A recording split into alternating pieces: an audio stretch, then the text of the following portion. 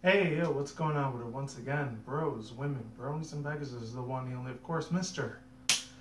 Nintendo Sony Free 2011, aka Criticism Guide 2009. Of course, you guys are invested in enjoyed this video, and before I begin, definitely check out freenetwork.com, and of course, subbing.studios.net if you need people on fresh channel, banner, design, and or picture professionally made and designed specifically for you, and I will put their link to their YouTube channel, and of course, as always, their website down in the description box below, and check them out on Google. Best partnership I ever had, and let me turn the fan on really quick because it is actually starting to get steamy as heck. I'm going to be doing this reaction, but just give me 2 seconds. It's more like 4 seconds, but yeah, hopefully it gave me enough time for that. It was getting extremely steamy as hell here, I'm not going to lie. Freaking Vegas weather, right? Man, I need people that don't live in the desert, consider your asses lucky, literally. Or any other states like Arizona or New Mexico, or I think some parts of Utah, I guess, if you want to put that in that category. And some parts of Texas, I guess, I don't know. If you live like in a desert state, you know how hot as hell it gets out here.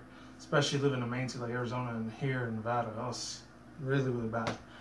Anyways, I got a little bit of a reaction review to do. I was gonna put this as like a professional analysis review and, you know, put myself face to face on that side of the room, but instead I want to do a reaction one instead. I'm going to be doing that one still pretty soon too. And shout out to Mr. Andrew Colony, but as most of you people, or some of you people, if you don't know who he is, I actually did a channel spotlight video review on him. And how amazing is how this dude is. I mean, he's young enough to be my little brother. He's barely like 20 years old. Really amazing Australian old school Let's Player. He actually goes by the name of CrystalFissure, but some of you people rarely might know him as Andrew, like I do. I remember when he had about 2,000, maybe 2,500 subs at the time.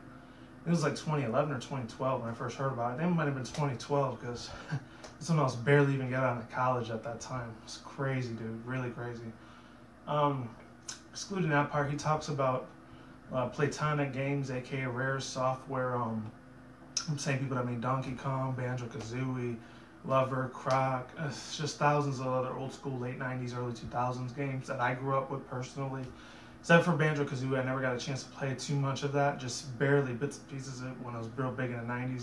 Of course, as a 90s kid myself, as I was back in the day, it was very huge stuff. So I'm going to actually pause it a couple times too. I'll put the link to the annotation, either in the annotations around my face or around the top of my head, or in the description box below if you want to check it out.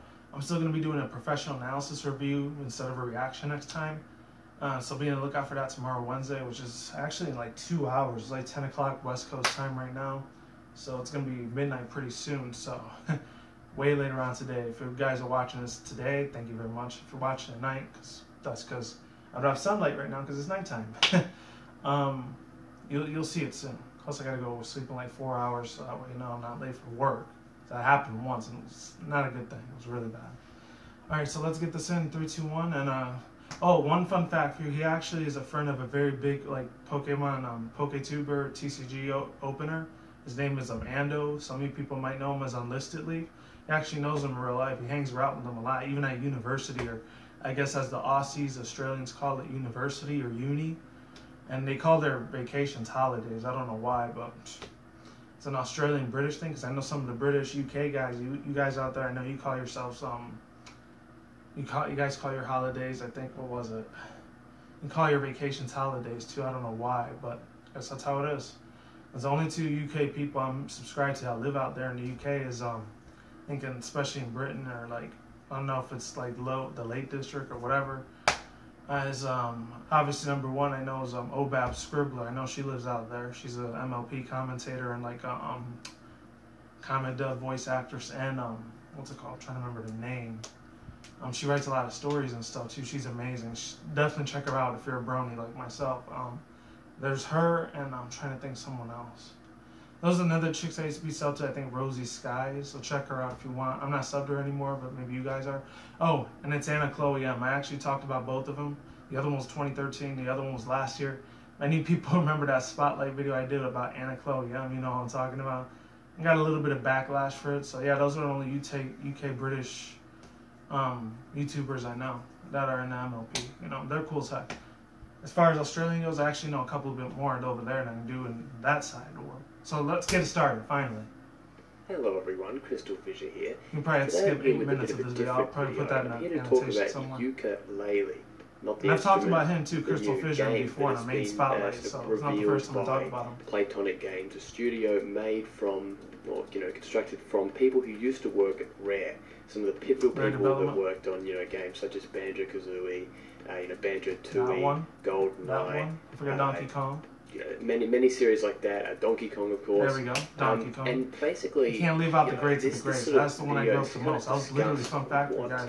The whole trilogy of Donkey Kong were the very first 3 games I've ever been able to play and owned as SNES rather as a maybe 90s even kid. the likelihood of it happening. And I think that Yeah. with platforms are starting to today's become like mainstream eventually. That'd be awesome. Next year starts next year, or late this year. Who knows?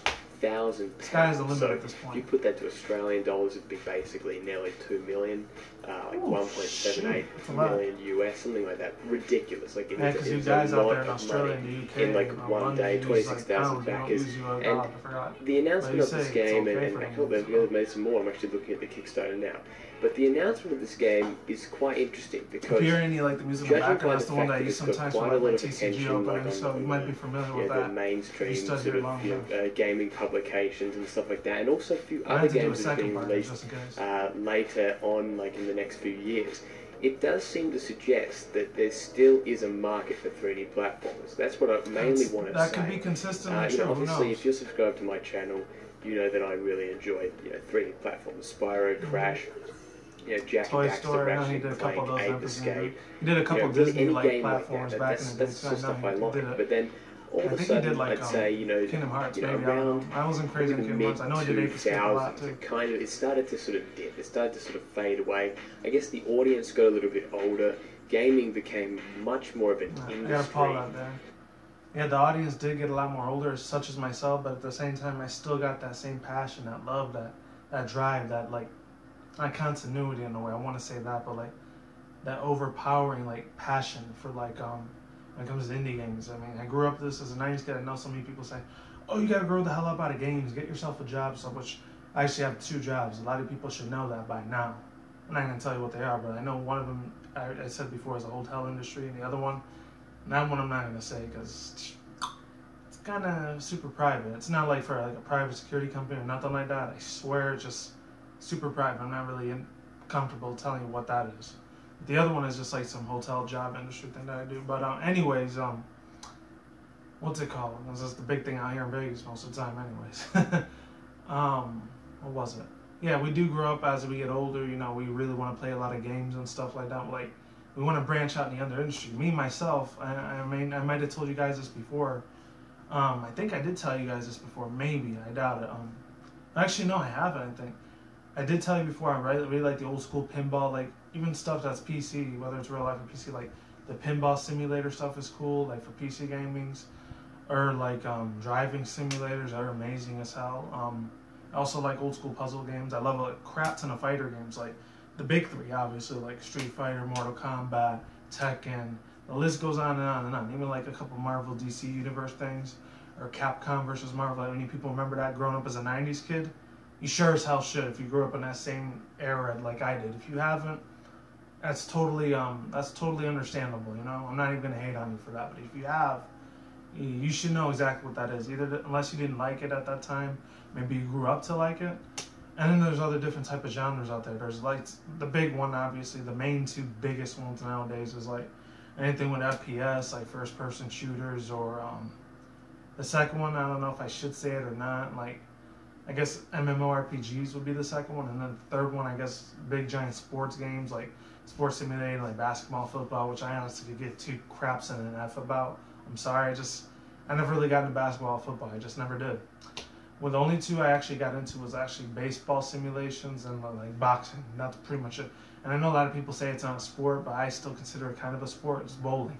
The only way that's like 2.5 type of sports I'm really, really deep into. Other stuff, and I'm really crazy about too much, to be perfectly honest. All right, let's continue. Kind of driven by profit, and obviously everything is about profit in some ways, but the small development teams they practically don't exist anymore, except for what they would deem a game for the indie games. Indie, because it's all about production values and stuff like that. My good friend Johnny Nature on YouTube. Let me and shout out to him too, Johnny Nature. He's a funny dude too. You can subscribe to him if you want. He's from like the Netherlands or Holland somewhere. I don't know. Yeah, I doubt if you're watching the Johnny Nature. You're a really cool, chill ass guy. He's a lot younger than I am, but he's chill though. Other than that, I was gonna say, what was it?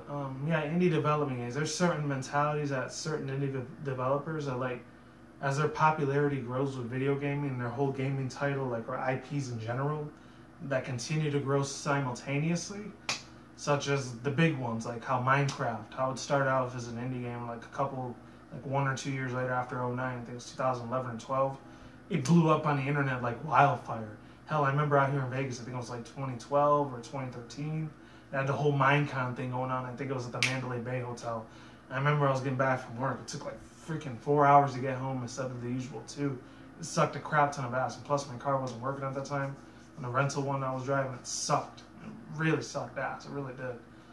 And oh my god, it was a freaking, not really a riot, it was just a madhouse in a way. I mean, I didn't get to go in there, but like, for me, Minecraft, I never really got too much into. I mean, I got into it when the whole parkour thing was still big, but after when it started dying down, I never really got back into it afterwards. I mean, the 2 biggest people I found out through, and a lot of people probably know who they are now because they got about like 7-8 million subscribers, is actually 3 of them. It was through SSOH, aka Seamus O'Dorothy, another dude named Sly Fox Hound. I know they're still doing videos because I still see the recommended for you in my section whenever I'm going to YouTube. And then the 3rd one, I think his name was Nova. His older username, I think it was Uberhacks Nova, but like most people I think call him Nova. I couldn't really like, I was subbed to him for a good 1 or 2 months back in 2011 or maybe 2012, and after that, it's just when he screams off the top of his freaking lungs, it annoyed the bejesus out of me. It's like, after a week or 2, I was like, nah, this guy is kind of boring. So I've only watched like literally only 2 of his videos. I know he does other stuff now, but back then I think he did a lot of stuff. And then there's other indie games out there that are like, that turned really huge. Like, I think last year, I think was the whole thing was Shovel Knight. And I really liked the hell out of Shovel Knight, don't get me wrong. I think earlier this year or late December, I want to say, of last year, that's when it started blowing up a lot more. It just became a worldwide phenomenon after a while, you know? I won't be surprised it has its own little franchise, a little like merchandise, like products, stuff everywhere. What else was an indie game? I wouldn't be surprised if the other ones, like, I forgot what it was called. I think Happy Wheels. I think that's what it was. That one blew up pretty big. Other indie games, like, I think, Ashante, because that was actually a Nintendo IP at the time. Hopefully that comes back one day. So many other things. I'm trying to remember what they were. There's so many of them out there. It's a mass library of indie games. Ridiculous. I think it was Skullgirls. That went pretty damn big. Killing Floor went pretty damn huge. It's going to mainstream for Killing Floor 2 for PS4. If any people haven't seen my reactions, it's pretty big. Even that one last year, like Five Nights at Freddy's, that one from like the first 2 weeks, I think September, it was a low game. And then a couple weeks later, I think October of last year, which was what, November, December, January, about 7 months ago at that time, for a good several months. That blew up once again like wildfire all over the internet. I've seen people doing reactions of it, not just with the trailers, but a whole bunch of other things when they do Let's Plays or face cams of it. Like, look how big Slender Man ended up getting. It became a huge phenomenon. Or the creepy costume like that, or Jeff the Killer, or like the Wrecked Man, or like the Crooked Man. You know, I'm not really into creepypastas still that much, but I do like the gaming creepypastas. Are hilarious. No, I'm just rambling. Let's get back to Mr. Fisher himself. He's quite a. I can see him being a child prodigy too. When I was a little bit younger, and I am as well. My little brother in a way. He's like 20, I'm not hating on sort of games like The Last of Us and Uncharted and war games. No, I got a lot of stuff to say about that. But to me, you know, just like 3D platforms kind of got overexposed in the late 90s, you know, 2000s when everyone was making one. I feel like the overexposure of shooters and kind of violent games, never captivated me by it. R-rated games. To me, I find them even more tiring. I will give the credit benefit of doubt. Bloodborne, you know, no matter how good a shooter is, to me, it still just feels like a shooter. That's pretty at the end of the day. Oh, they've just hit 27,000 backers. By the time this is up, probably be even more. It's ridiculous what's happening right now. But Anyway, my point is that like he likes to be very to sarcastic. me, it just seems as if so many studios. I actually found out like 2 weeks ago this other dude that does Pokemon most likely make a profit. Jordan right? Japan. So they've done. He actually like subscribed to CrystalFissure. We fast forward to 2015, and we're starting to see that with this Kickstarter alone, we can see that people want more 3D platforms. They want more adventure games. They want games that are not just aimed at children. That's true. That's very true. And not just aimed at sort of adults. They want a middle ground. I mean, Spyro the Dragon to me. I haven't had middle grounds in so damn long. That is the perfect example of a middle ground game where like kids can enjoy it, but so can adults. There's a challenge, there's a fun world, there's good music, there's an environment, there's an atmosphere. And see, to me as well, it seems as if in today's sort of gaming brings some type of mood, some feelings, emotions. There's the games for the children, the young kids on the Wii U, basically, and then there's the game for the adults, the violence or stuff like that. And they just assume that these two audiences only want, what is sort of given to them, what has been given to them for years. The adults always want the violence, the gore, the women, and the sort of that sort of thing. GTFO, and the kids just want kind of really sort of colourful. I was a big fanboy of that, so I'm more of a fan of sort of the colourful stuff. GTA 2 was actually my first game. I also can see the merit of having like a more sort of dramatic culture and stuff like that. I never got to play GTA 5. Yeah, that's kind of a bit of a tangent there. But I think the point is that there's this. It seems like the market is like it's split into two now. And that middle ground that existed with Ratchet and Clank and Jack and Dax, that's a big one as well. Jack and Daxter, specifically 2 and 3 is a huge example of that, where it's kind of like this team sort of middle ground audience. Those games...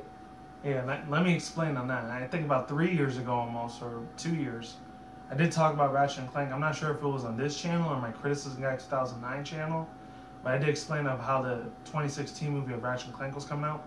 I was balls to the ball excited. I was hype as hell for that movie to come out, and I hope to God it doesn't get canceled.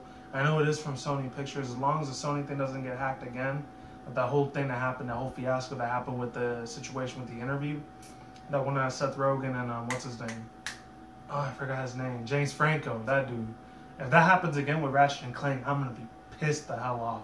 I crap you not, ladies and gentlemen, or my younger audience that's watching. That will literally just be the end of me, man, as a Sony fanboy. As far as like a Nintendo fan, hey, it is what it is. But for a Sony fan like myself, that's gonna suck it's gonna be a little bit of a situational problem, if you will. Be that as it may, I shouldn't really, put all my eggs in one basket, if you will, But other than that, ladies and gentlemen, let's see. Yeah, Jack and Daxter. I had like Jack 2 and 3. I had a couple of like sexual undertones in a way, especially with that chick, Ashlyn. I don't know if she was either like a lesbian chick or she was into Jack. She really wanted to be in love with him. Same with the other chick, like Tess and what's his name, Daxter. He really, really liked her ass. And Jack 3, spoiler alerts if you never played a game, I'm pretty much assuming most of you have by now, that she ends up turning into an ocelot next to him. So they end up kissing and hugging and stuff at the end, if any people remember that.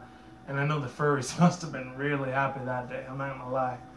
And this was back in the day when like, I was into that for a little bit. I was a good 2 years as being a like furry, like, hentai anime manga stuff, And after about the 3rd, maybe 4th year, and this was almost like sophomore, junior in high school, I really ended up getting the hell out of that thing because I had new friends. I didn't want to know I was into that stuff.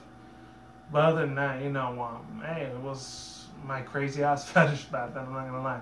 Back then, as a little like 14, 15-year-old me, sometimes I was reckless, sometimes I was very immature, other times I was very super mature. And when there's other years that I was just complete dumbass sometimes when it came to like certain topics like, sexual intercourse stuff, or like, I don't know, let's say, statutory rape stuff, or like some serious stuff like murder, any of the evil stuff that's in this world, I was very immature with, or social media cyberbullying stuff. I was just barely even coming out of MySpace back when I was still like in my sophomore, junior year. It was a very big thing going on, and then the year after is when Facebook took over, and it's still here to this very day. Now I'm rambling on topic. Let's keep it moving. Games no longer exist. It's probably going to be a 40, 50 minute video. Now that we're seeing, this Yooka, so I totally understand which by the way not looks watching quite awesome. There's been a trailer released and stuff like that, like a little things. I haven't seen the trailer for it. I might do a reaction to that too. Kirkhope, we'll see. We'll see about that. He did the old banjo soundtracks and stuff like that. Just we're seeing, you know, this. Oh yeah, it's the same director, composer, like the musician that made the original piece for Banjo on video game music too. That's I another never thing. played Banjo-Tooie at all. I only played Banjo-Kazooie for a little bit. Over the years is video game music, and now we're seeing. Oh, I'm a sucker. They're really pushing the fact that it's done by the original. When it comes to video game music, so, ever since I was 7, way back in Yooka, '96, we also have a game all I've ever loved. You know, besides that's other another things. 3D platform that got quite a can't tell you how much following love through Kickstarter and stuff like that. That game is not released yet, but I'm pretty sure there's a playable it's like a heaven on earth, alpha or beta. or heaven in my ears. Version out there. I'm pretty sure there's another game called Lobo Destroyo, which is another 3D platform. These are all indie ones. I never heard of them. Probably smaller scale than Platonic Games Yooka-Laylee. But still, see, that's what that was called, Yooka-Laylee. And then, of course, my friend, we've got Dinosaur.Bytes. That's where he goes by. That was just like Bugs Bunny in a way. He's got a game called Clive and Wrench coming out, which it's like anthropomorphic he's a one-man team. But you see that there is interest in these games. I'm not talking about the furry like hentai. I'm just talking about regular anthem stuff. That's a Crash Bandicoot fan game. I mean, Activision won't even make a Crash Bandicoot game. They cancelled about 3 or 4 of them. They won't even make them. So people got so desperate that they're creating their own fan games for it. Now, of course, they have with Chrono Trigger and stuff like that. You know, even though that's not Chrono Trigger. But I wasn't really a big fan of that. When that happens, now this is with all due respect to them, and I think that their game's going to be awesome. But when that happens, you just see that it's utterly pathetic that. You know, that they can't, that Activision actually can't see. Oh, that's what I see. It looks like it says Yooka-Laylee instead of Yooka-Laylee. I see like the wordplay on word. That's another thing I miss about that so much. Nothing else is going to succeed for gritty adult games. And all the funny little wordplays and like metamorphoses. Stuff like that. Not give them back to Sony, not do anything with the IP, just let it die. You know, so then they have to be fan games. I miss those years so damn much. I really would love to relive those moments. Especially like right now. That would be amazing. But the market what for I'm like trying to say is that we have all of these things now being announced. We all miss a I got no problem with those. I'm bigger just saying, companies. putting it out there. Look at this and go, I wish it could be better than that. Well, Yooka-Laylee's made 2 million US, you know, in a few days. That's how I'm sure it will get to. Probably keep going beyond that. It's made that much money, all from the fans' pockets, essentially. It's made that much money. Could it now be, you know, smart, you know, from a business sense to make more? As a business marketing strategy, I could see that happening. My answer is now. You know, if you ask me maybe 3-4 months ago, even with a few of the smaller games coming out, you know, being worked on, I still would have said, I don't know, I think they're still skeptical.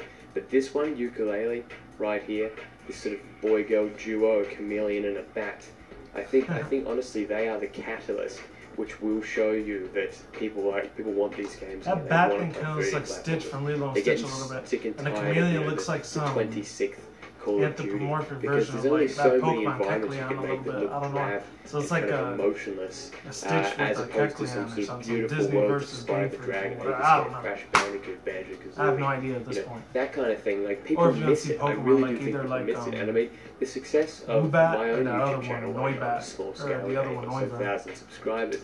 To me, that does actually show he's got almost 8,000. Congrats, bro. I hope I get up to that point one day. We've only got 6 times subs. They want to watch it. Shout out to the 2 new people that subscribed. You guys are super cool. Thank you so much for that. And thank you so much for the comments too. Of the old anime things I did. Really a complete failure. Let's see if I bring that back in fall. If I don't do it when I'll be at the new place by then. This place will be gone. Games that, you know, they played I don't know who's going to live here after that. That whole market, the nostalgia market, I mean, it exists. I mean, you got Twin Peaks coming back as a TV show. You've got the X-Files coming back. X-Files. I wasn't big on the X-Files. I'm not gonna lie. The 90s feels kind of boring. Well. So it is honestly just really impressive. You know, as to what's going on right now, like this kind of resurgence and this nostalgia sort of market. Nostalgia film, man. I almost live nostalgia, breed nostalgia almost every day in a way. You know what I mean? Like too much. Not almost every day. Can be a little bit sort of weird. But those are my work, or like doing some type of errand outside of that. I'm not really like comfortable talking to people about that in a way. You know, having like I stuff see like them that as a to certain remind way, you of why you enjoyed it and stuff, you know, and all that kind of stuff. That's good. Having a bit of nostalgia. It all depends on the person's look for me. I'm sorry, man. You know, how can we turn this just nostalgia into be some kind of new experience for gamers and stuff like that? That's what I think is in the process of happening. So obviously go check out the Kickstarter. Yeah, I forgot. They say their O's and their A's a little weird. Yooka, no offense to the Europeans and the UK peeps out there. Just their vocabulary is a little bit different from ours here in the United States. Could we see a new Spyro game? I know that from experience because I do know English and a little bit Espanol too, so I know how vosotros and nosotros are like when it comes to like Spanish compared to English. So see an announcement of Crash Bandicoot. I think that the industry is going to be looking at this game. They're going to be thinking, shit, we've got to get on this again. Because, everything kind of works in cycles at the end of the day. I mean, fashion, what they were wearing in the 70s is now being worn now.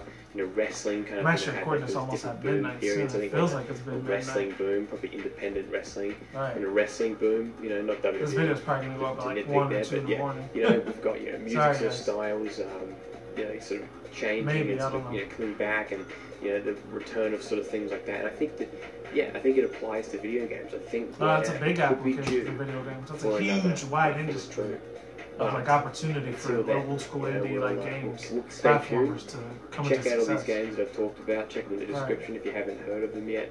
And cool. Thank you very much for listening. I shall see you in another video. Goodbye. Alright, see you, man. Anyways, overall thoughts, views, and opinions. I pretty much laid down pretty much the whole law of my overall thoughts, views, and opinions throughout pausing through most of the video like sequences or any duration I was going through. Anyways, not really where do I start, where do I end? My final thoughts, the final personal thoughts, personally myself, is like I would love to see a lot of these like gaming projects get laid off to the ground. I mean, look at even last year. I actually found out December. Well, actually not even December. I found out last month in April, at the ending of April, that in December, or I think it was October, November. That's usually the 3 months, and sometimes September, the 4 months, like of when a lot of these big giant name games and companies and some small indie game title IPs, genres, they usually get released really bad. If it's not for like the Wii or not Wii U. Either for the Wii U, PS3, I guess, if they're still making any, or Xbox 360. I know they're still making a lot for PS4, Xbox One, and a lot of PC or Mac games out there. That's usually a big wide variety market when like a lot of the games come out during the fall time season. And I don't know what it is, but like, oh god, like that's usually the big time when it happens. I think it was around the time when the game came out, but it was for Steam or Steam Greenlight. I don't know. The Binding of Isaac Rebirth actually came out. I had no idea about that until last month, when at the end of April, when I watched one of them. That one dude, I know he's pretty damn big, so I'm not gonna say his name, just so we could get like 1, 2, 3,000 more subscribers. He's got about 5 million subs. He's a really funny dude though. If you want to look at him, you'll know who I'm talking about. The one I always says is just the you-know-what theory. That dude. I will say this, that like the Binding of Isaac Rebirth, I actually found that out last month, and it looks pretty damn good. And it's like indie games like those, the more they get lifted off the ground, unfortunately, sometimes become super mainstream. They get dull, unfortunately, very fast. And you got a lot of the old school indie gamers that played that game prior to its success coming into the light. See where I'm going with this? Do you see it? And if you don't, hey, it's all good under the hood. It's chill. I'm totally fine with that. And then you got under indie games, like they get overplayed way too many freaking times. Like the big 3 examples, I could, like, personally, in my opinion, this is how I see it, so please don't get offended if I say it. Like Plants vs. Zombies. What else? This one that was kind of like Mother. I think it was like President of the World or Planet President. That one got overplayed like hell. Next to that one, and another one's. It's not really an indie game. It's a big giant MMORPG, ginormous franchise like Rift.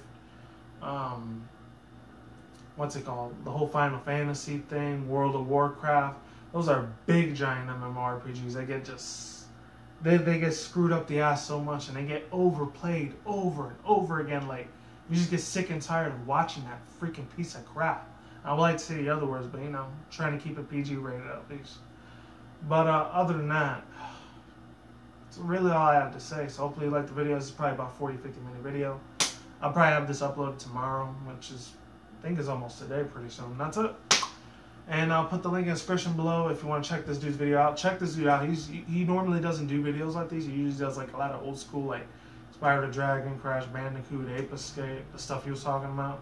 He's an old school Let's Player. I mean, he's younger than I am. He even has just as much knowledge as I do, if not possibly more, of like old school indie games. Even though I don't do Let's Plays on the channel because, you know, I don't have that super pricey equipment because that's super expensive. But if I did, I would definitely love to do it. I would go on a limb just to do it for you guys. But I'd probably lose some of you subscribers because I wouldn't be able to do my Nintendo Sony news no more.